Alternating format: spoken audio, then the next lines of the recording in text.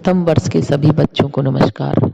बच्चों, मैं आपके प्रथम प्रश्न पत्र राजनीतिक सिद्धांत में स्वतंत्रता के बारे में आज चर्चा करूंगी। बच्चों, स्वतंत्रता शब्द अक्सर हम बात करते हैं कि मैं स्वतंत्र हूँ, भारत देश स्वतंत्र हो गया, 1947 में भारत देश स्वतंत्र हो गया, मैं स्वतंत्र हूँ, मुझे स्वतंत्रता का अधिकार प्राप्त है। ये बातें हम अक्सर करते रहते हैं। तो मैं आपको स्वतंत्रता का सही अर्थ बताने जा रही हूँ। बच्चों, मनुष्य के व्यक्तित्व के विकास के लिए अधिकारों की बहुत आवश्यकता होती है और व्यक्ति के जो अधिकार है उनमें स्वतंत्रता का भी बहुत महत्वपूर्ण स्थान है। ब्रैंडन रसेल कहते हैं कि स्वतंत्रता की इच्छा व्यक्ति की एक स्वाभाविक प्रवृत्ति है और इसी के आधार पर सामाजिक जीवन का निर्माण होता है। हम बच्चों स्वतंत्रता को बहुत प्यार करते हैं, बहुत खुश होते हैं स्वतंत्र होकर। जब हम स्वतंत्रता के अर्थ की बात करते हैं तो बच्चों, अधिकांश मनुष्य स्वतंत्रता का अर्थ मनमानी करने से या किसी दूसरे व्यक्ति के हस्तक्षेप के बिना इच्छा अनुसार कार्य करने से लेते हैं। स्वतंत्रता का अर्थ प्राचीन परंपराओं और बंधनों से मुक्त होने से भी लेते हैं। आध्यात्मिक संत स्वतंत्रता का अभिप्राय सांसारिक मोह माया से मुक्त होने से लेते हैं और जो परतंत्र देश हैं वो स्वतंत्रता को स्वराज्य की का पर्यायवाची मान लेते हैं। लेकिन बच्चों, ये कोई भी अर्थ पूर्ण नहीं है। स्वतंत्रता के दो पक्ष हैं, नकारात्मक और सकारात्मक। हमें स्वतंत्रता का सही अर्थ समझने के लिए नकारात्मक और सकारात्मक स्वतंत्रता का अर्थ समझना होगा। नकारात्मक स्वतंत्रता का जब हम अर्थ स्पष्ट करते हैं तो बच्चों, स्वतंत्रता का अंग्रेजी रूपांतरण जो लिबर्टी है वो लैटिन भाषा के लिबर शब्द से निकला है, जिसका अर्थ होता है बंधनों का अभाव। लेकिन बच्चों, इस बंधनों का अभाव जो शब्द है या जो सेंटेंस है, इसको हम स्वतंत्रता के अर्थ के रूप में स्वीकार नहीं कर सकते। क्यों? क्योंकि मनुष्य एक सामाजिक प्राणी है और समाज में रहते हुए वो असीमित स्वतंत्रता का प्रयोग तो नहीं कर सकता, क्योंकि उसे समाज के नियमों और उसके मर्यादा के अंतर्गत ही रहना होता है। इसलिए राजनीति विज्ञान के अंतर्गत स्वतंत्रता की जिस रूप में कल्पना की जाती है उस रूप में हम ये कह सकते हैं कि स्वतंत्रता मानवीय प्रकृति, सामाजिक जीवन के इन दो विरोधी यानी बंधनों का अभाव और नियमों का पालन, सामाजिक जीवन नियमों का पालन करने के लिए हमें उकसाता है और मानवीय प्रकृति जो है वो हमें बंधनों के अभाव के रूप में बताती है। तो इन दोनों में सामंजस्य का नाम जो है वो स्वतंत्रता है। बच्चों, स्वतंत्रता व्यक्ति की अपनी इच्छा अनुसार कार्य करने की शक्ति का नाम है, बशर्ते कि इनसे दूसरे व्यक्ति की इसी प्रकार की स्वतंत्रता में कोई बाधा नहीं पहुंचे। बच्चों, 1798 की मानवीय अधिकार घोषणा में भी यही कहा गया कि स्वतंत्रता वह सब कुछ करने की शक्ति का नाम है जिससे दूसरे व्यक्तियों को आघात नहीं पहुंचे। बच्चों, सीले, लास्की, मैकेंजी आदि विद्वानों ने स्वतंत्रता की परिभाषाएं दी है। सीले ने कहा कि स्वतंत्रता अति शासन की विरोधी है। मैकेंजी कहते हैं कि स्वतंत्रता सभी प्रकार के प्रतिबंधों का अभाव नहीं, अपितु अनुचित प्रतिबंधों के स्थान पर उचित प्रतिबंधों की व्यवस्था है।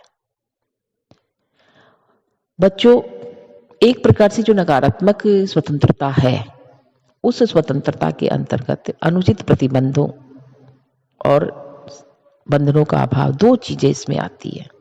लेकिन जब हम सकारात्मक स्वतंत्रता की बात करते हैं तो हम ये कह सकते हैं कि स्वतंत्रता का समाज में केवल नकारात्मक स्वरूप ही नहीं है बल्कि सकारात्मक स्वरूप भी है।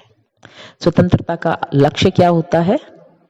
बच्चों, स्वतंत्रता का लक्ष्य होता है व्यक्तियों के व्यक्तित्व का विकास और व्यवहार में यह अनुभव किया गया है कि प्रतिबंधों के अभाव मात्र से स्वतंत्रता के लक्ष्य की प्राप्ति नहीं हो सकती।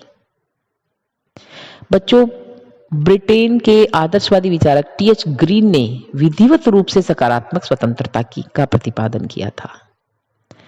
उन्होंने कहा कि स्वतंत्रता के सकारात्मक स्वरूप की नकारात्मक स्वरूपता की भिन्नता बताते हुए उन्होंने लिखा कि जिस प्रकार सौंदर्य कुरूपता के अभाव का नाम नहीं होता, उसी प्रकार स्वतंत्रता प्रतिबंधों के अभाव का नाम नहीं है। इन्होंने आगे चलकर स्वतंत्रता के सकारात्मक रूप को स्पष्ट करते हुए लिखा कि स्वतंत्रता ऐसे कार्य करने और उपभोग करने की शक्ति का नाम है जो करने योग्य और उपभोग के योग्य हो। स्वतंत्रता का मुख्य लक्ष्य क्या है? व्यक्ति के व्यक्तित्व का सर्वांगीण विकास और सर्वोच्च विकास। यदि राज्य इस लक्ष्य की प्राप्ति हेतु श्रम, शिक्षा और स्वास्थ्य आदि के संबंध में नियमों की व्यवस्था करता है, तो इसे व्यक्ति की स्वतंत्रता सीमित नहीं होती, बल्कि उसमें वृद्धि ही होती है। बच्चों, इस प्रकार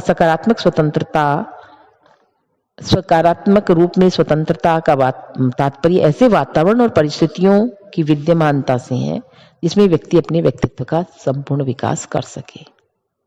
इस प्रकार बच्चों मैं कह सकती हूँ कि स्वतंत्रता के नकारात्मक और सकारात्मक दोनों रूपों को दृष्टि में रखते हुए स्वतंत्रता के दो तत्व कहे जा सकते हैं। पहला न्यूनतम प्रतिबंध और दूसरा व्यक्तित्व के विकास हेतु सुविधाएं। बच्चों, स्वतंत्रता और स्वच्छंदता में आपको अंतर पता है। स्वच्छंद जैसे पक्षी, पशु पक्षी जो है वो स्वच्छंद है, लेकिन हम स्वतंत्र हैं। स्वच्छंदता यानी कि उनके ऊपर किसी प्रकार का प्रतिबंध नहीं है, कोई सीमाएं नहीं है कि आपको यहीं तक उड़ना है या यहाँ तक आपको बैठना है। हम लोगों के लिए हम स्वच्छंद नहीं है, हम स्वतंत्र है। स्वतंत्रता हमेशा नियंत्रण साथ लाती है और हम स्वतंत्रता का उपयोग अच्छे से तभी कर पाएंगे जब हम पूरी तरह से नियमों में बंधे होंगे। भारत जो है 1947 में स्वतंत्र हुआ, उससे पहले वो परतंत्र था। 1947 में स्वतंत्र होने के बाद ये नहीं है कि भारत स्वच्छंद हो गया है। भारत को संविधान के नियमों की पालना करनी होगी और भारत संविधान के नियमों की पालना कर रहा है स्वतंत्र रहते हुए भी। अर्थात स्वतंत्रता हमेशा प्रतिबंध या नियम साथ लाती है, नियंत्रण साथ लाती है। तो न्यूनतम जो प्रतिबंध है वो हमेशा स्वतंत्रता का प्रथम तत्व होता है। व्यक्ति के जीवन पर शासन और समाज के दूसरे तत्वों की ओर से न्यूनतम प्रतिबंध होने चाहिए, जिससे व्यक्ति अपने विचार और कार्य व्यवहार में अधिकाधिक स्वतंत्रता का उपभोग कर सके।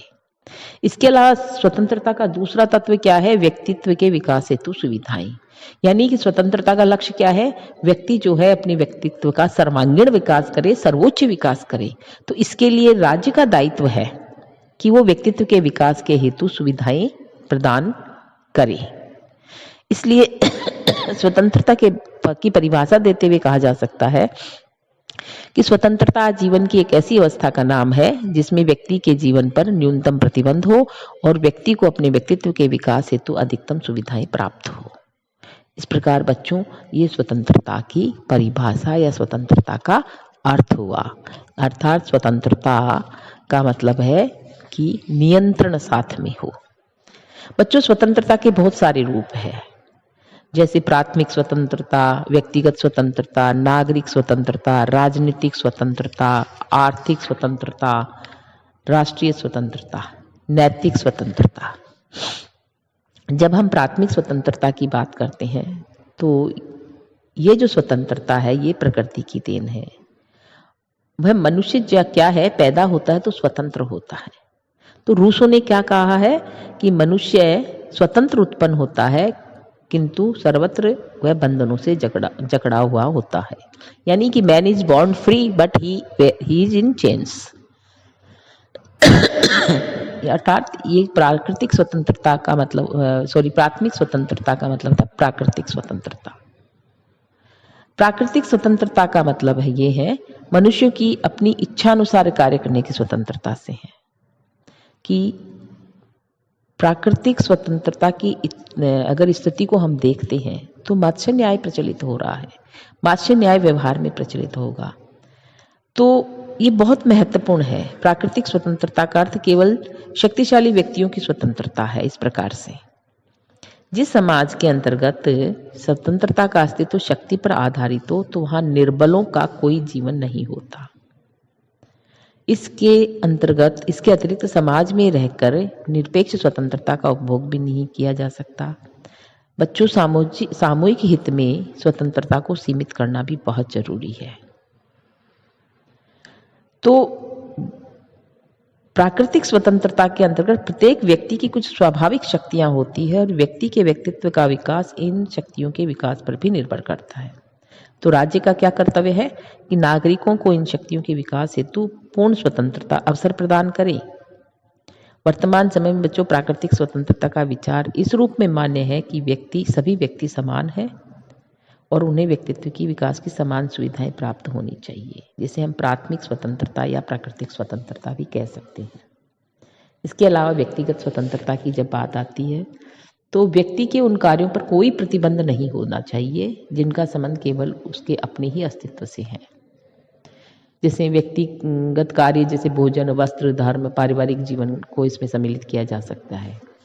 व्यक्तिगत स्वतंत्रता के समर्थक जो है बच्चों, वो व्यक्ति के से संबंधित जो कार्य है उसमें उनको पूर्ण स्वतंत्रता के पक्षपाती है।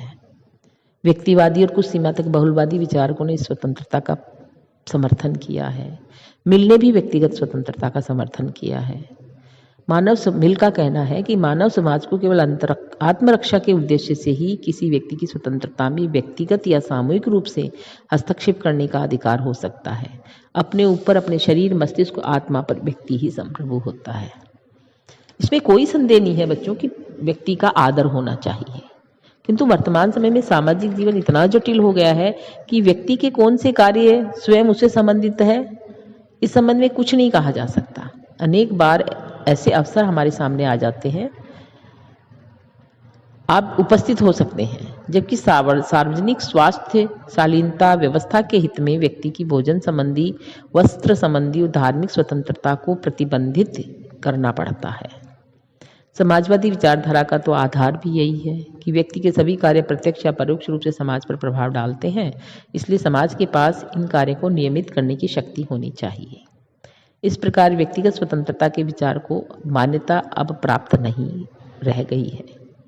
फिर भी इसमें इतनी सत्यता है कि जिन कार्यों का संबंध किसी एक व्यक्ति से हो तो उसके विषय में उसे पूर्ण स्वतंत्रता प्राप्त होनी चाहिए। इसके अलावा नागरिक स्वतंत्रता। नागरिक स्वतंत्रता का मतलब है व्यक्ति की उन स्वतंत्रताओं से है जो व्यक्ति के समाज और राज्य का सदस्य होने के नाते उन्हें प्राप्त करता है। नागरिक स्वतंत्रता बच्चों दो प्रकार की होती है। शासन के विरुद्ध व्यक्ति की स्वतंत्रता, व्यक्ति को व्यक्तियों के समुदाय से स्वतंत्रता।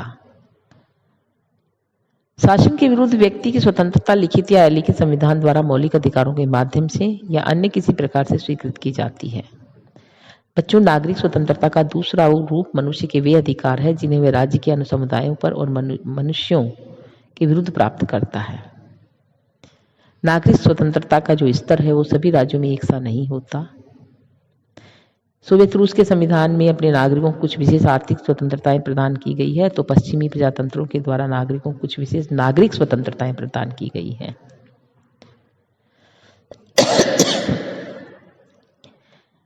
जिस राज्य में नागरिक स्वतंत्रता का स्तर जितना ऊंचा होता है वह राज्य उतना ही लोकतंत्रात्मक और लोक कल्याणकारी कहा जा सकता है। इसके अलावा राजनीतिक स्वतंत्रता।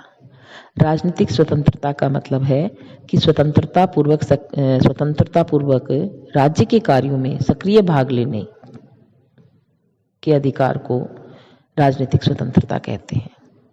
जैसे मतदान का अधिकार है, निर्वाचित होने का अधिकार है, उचित योग्यता होने पर सार्वजनिक पद प्राप्त करने का अधिकार है, सरकार के कार्यों की आलोचना करने का अधिकार है।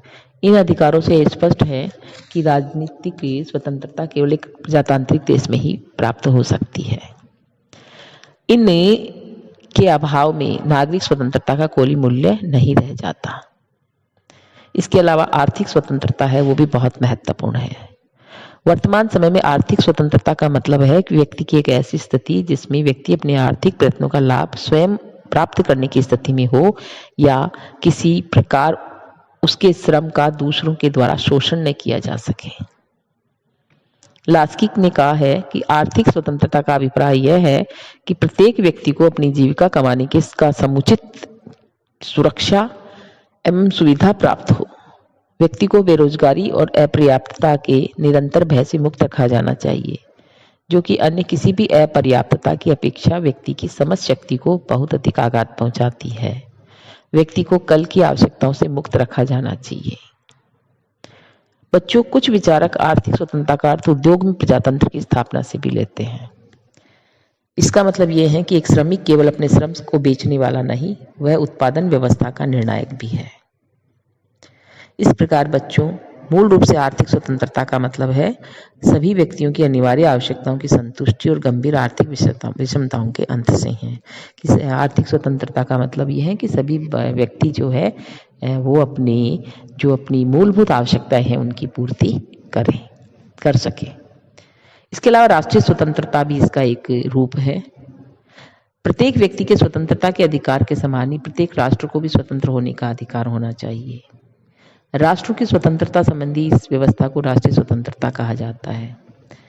राष्ट्रीय स्वतंत्रता के विचार के अनुसार भाषा, धर्म, संस्कृति, नस्ल, ऐतिहासिक परंपरा आदि की एकता पर आधारित राष्ट्र का अधिकार है कि वह स्वतंत्र राज्य का निर्माण करे तथा अन्य किसी राज्य के अधीन न हो।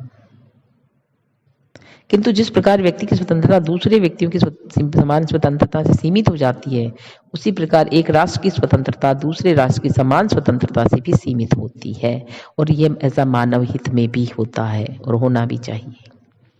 इसके अलावा नैतिक स्वतंत्रता भी इसका एक रूप है। व्यक्ति को अन्य सभी प्रकार की स्वतंत्रताएं प्राप्त होने पर भी वह नैतिक दृष्टि से स्वतंत्र हो तो उसे स्वतंत्र नहीं कहा जा सकता। नैतिक स्वतंत्रता ही वास्तविक और महान स्वतंत्रता है। इसका मतलब यह है कि व्यक्ति की उस मानसिक स्थिति से है जिसमें यह अनुचित लोभ लालच के बिना अपना सामाजिक जीवन व्यतीत करने की योग्यता रखता हो। काम्टे के विचार में व्यक्ति की विवेकपूर्ण इच्छा शक्ति ही उसकी वास्तविक स्वतंत्रता है। प्लेटो है, पाश्चात्य विचारक प्लेटो, अरस्तु, बोसांकी, कांट आदि ने भी इस बात पर बल दिया है कि नैतिक स्वतंत्रता में ही व्यक्तित्व मनुष्य का विकास संभव हो सकता है। बच्चों, आर्थिक समानता के अभाव में राजनीतिक स्वतंत्रता निरर्थक है। यानी कि आपको राजनीतिक स्वतंत्रता तो दे दी गई है, मतदान का अधिकार दे दिया गया है, लेकिन आपके पास में खाने के लिए दाने भी नहीं है। आपके पास में भोजन, वस्त्र, निवास, स्वास्थ्य, शिक्षा आदि की आवश्यकताएं आप पूरी नहीं कर पा रहे हैं, तो राजनीतिक स्वतंत्रता का कोई अर्थ नहीं है। क्योंकि पहले जवाहरलाल नेहरू ने कहा था कि वोट का रास्ता पेट में से होकर निकलता है। इसीलिए तो हमारे यहाँ पे वोट बिकता है, क्योंकि हमारे यहाँ पे आर्थिक समानता नहीं है।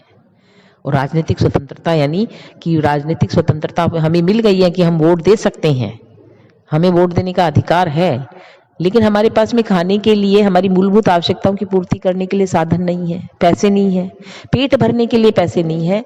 तो इस स्थिति में हमारा जो वोट है, राजनीतिक स्वतंत्रता जो है, वो आर्थिक समानता के हाथों बिक जाती है।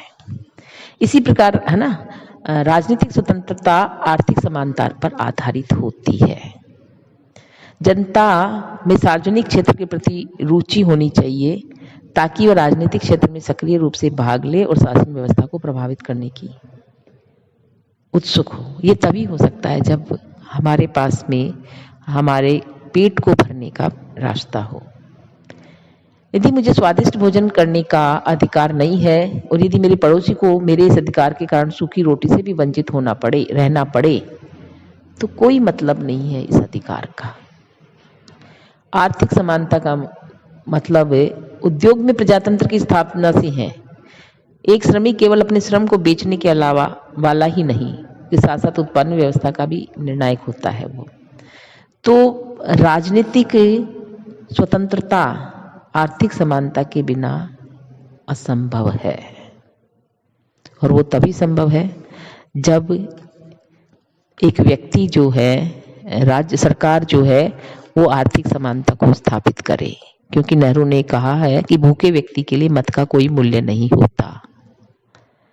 इसलिए इन परिस्थितियों को बदलना होगा, और जब ये परिस्थितियां बदलेगी, सभी आर्थिक रूप से समान हो जाएंगे, तभी हम असली रूप में राजनीतिक स्वतंत्रता का उपभोग कर पाएंगे।